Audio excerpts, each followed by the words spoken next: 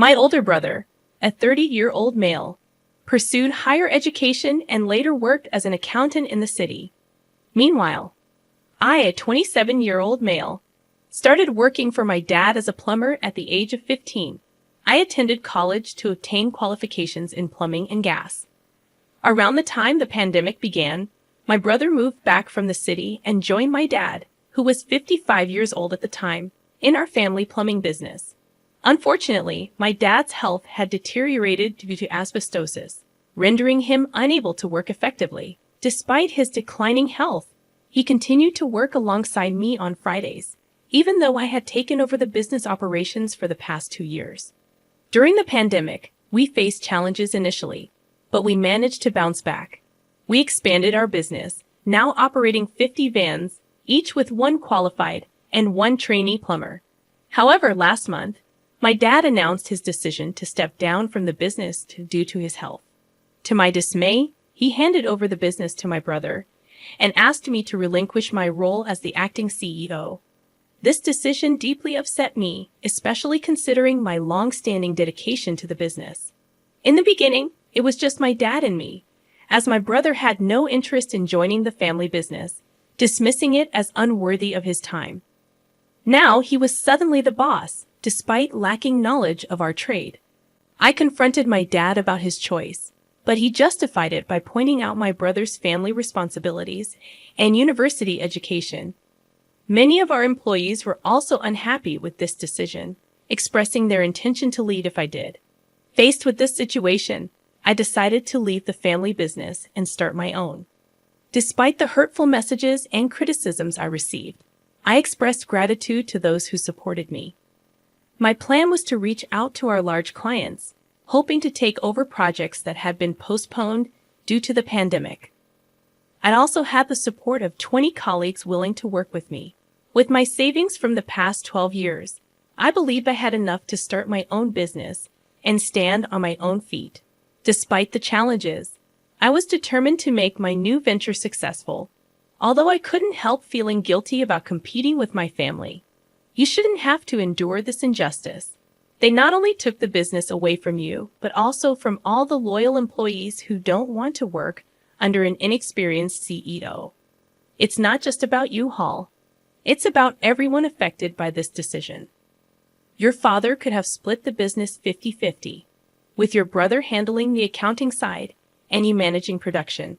I would suggest offering this solution to your father. If he refuses, I would advise cutting all contact and blocking relatives. In your shoes, I would start my own business and never look back. Your brother turned his back on the family business while you poured your heart and soul into building it. Honestly, I thought your brother's return would unite us all into one big family company. It's heartbreaking that your father allowed this to happen, especially the significant pay cut you had to endure. This clearly shows how he values you compared to your brother. I am truly sorry for what you're going through. I hope you find the strength to run your brother's business out of the market. Thank you for your support. The most difficult part is that my brother agreed to the pay cut. I was still earning a decent wage, but it felt like a betrayal. I'd always believed my father would divide the business between us, not leave me on the sidelines after everything I did to build it. Now for an update. I want to make it clear that I don't intend to start a business with the purpose of destroying my brother. Despite my anger, I've invested almost 13 years in this business, and I don't want to see anyone lose their job or witness the downfall of the company. It's currently 5 a.m. in England, and your support has been invaluable. I plan to talk to my father around 8 a.m. I'll take him out for breakfast to have an honest conversation. I'm not sure if I'll get the answers I seek, but I love my family and want my future kids to know them. I'll update you all after today's events. Second update. As I mentioned in one of the comments, I believe my family has found my post, and they confirmed it this morning when I arrived at my parents' house. My mom greeted me with tear-streaked eyes, and my dad and I went out for breakfast to talk. He didn't utter a word during the drive there. Upon our arrival, and then again on the way back, he asked if we could pull over to talk. It was the first time I had ever seen my dad cry. When I confronted him, asking why he had done this to me, he confessed he didn't know. I pressed him, And he finally revealed that he felt he owed it to my brother for not being there for him as much as he was for me during our upbringing. There were moments my brother needed him, but we were always working. I couldn't fathom it. After 12 years of relentless dedication, this was his justification. I told my father that I had invested half my life working for the business, and now he was sidelining me just because my brother had returned. It hurt me in ways I couldn't express. To my surprise, he wasn't angry when he discovered the post I had shared. Instead, he seemed remorseful. He admitted that my mother was devastated after reading the comments about how badly they had treated me. She believed I would never talk to them again. My dad acknowledged that he should have split the business between us, realizing that it would require both of us to keep progressing. He apologized for never expressing how proud he was of everything I had achieved. He understood my brother would never agree to a 50-50 arrangement. He pleaded for me to return, saying my brother would need me. But I replied that it was no longer my concern. I tried to make it work for 3 weeks after my demotion and pay cut, but my brother refused to listen, dismissing my expertise. So I left. My dad broke down, confessing that he had torn the family apart and regretted what he had done. I couldn't fathom why it took him so long to realize my value in the company. In the third update, I had several successful Zoom calls with clients, and they informed me they would be sending proposals for upcoming work.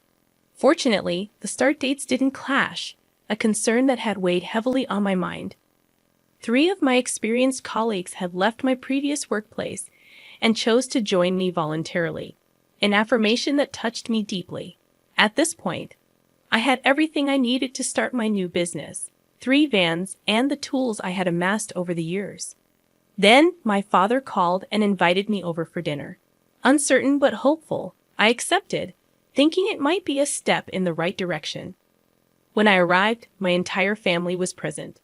The atmosphere was tense. My mother avoided eye contact, and my brother acted as if I didn't exist. My dad asked both my brother and me to join him in his office.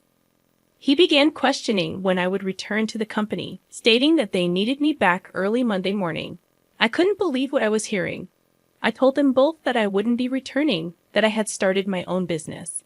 I questioned my brother, asking what he meant by we, considering he was the one who had been given the business. My brother lost his temper, demanding to know why I would leave if I truly cared about the company. I didn't hold back, expressing my frustration. I reminded him that I had dedicated 12 years of my life to make the company successful, just like him. Unlike him, I didn't seek all the glory, and I wouldn't allow myself to be treated poorly. I told him to leave so I could talk to Dad. I confronted my father, asking him about his apology earlier in the day and why he expected me to return despite everything. He couldn't meet my gaze. I said my goodbyes to my cousins, nieces, and nephews and walked out. I spent about 3 hours writing, finding solace before returning here to share my thoughts. I want to express my gratitude to everyone for the personal messages, comments, rewards, and all the encouraging words. I'll try to respond to everyone, but I'm exhausted and will likely fall asleep. In the 4th update, it's been a while since I last shared. I've had a lot going on in the past few weeks. The new business is thriving. We have plenty of work and are making good money. At the year's end, I plan to expand, and I couldn't be happier about that. My fiancé and I are overjoyed. She's busy planning our dream wedding, although she wants me to wear a suit. I insist on my kilt. Waking up next to her every day brings me immense happiness. She's been my rock through everything. Regarding my family, my father and brother still refuse to talk to me. They declared they won't attend our wedding, even though they haven't been invited.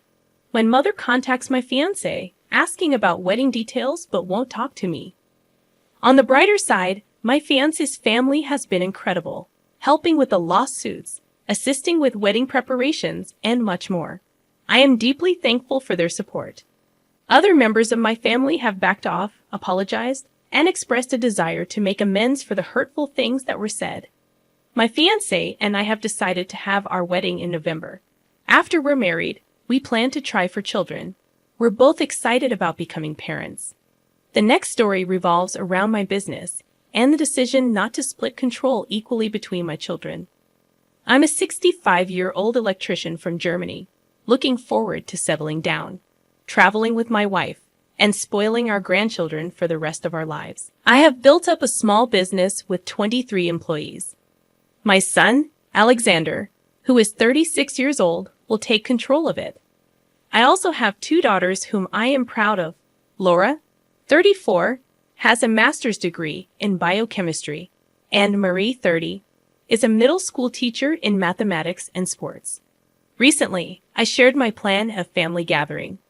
Laura was supportive, but Marie accused me of favoritism, which I denied. I explained that Alexander had worked with me for 17 years, starting as a trainee and eventually earning his master's license as an electrician. He has demonstrated passion, dedication, and leadership, training 7 of our employees along the way.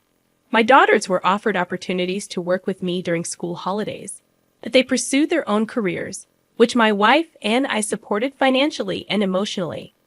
I sought opinions on Reddit, asking if I was in the wrong. Most responses were in favor of my decision to leave the business to Alexander. People pointed out that hard work should be rewarded, emphasizing that he had invested his time and energy in the business and had helped make it successful. They agreed that leaving the business to him was a way to ensure stability for our employees and their families. Additionally, they acknowledged that it was my business and my money, and I had the right to decide who should inherit it. German law might have different views, but the consensus was that my choice was justifiable.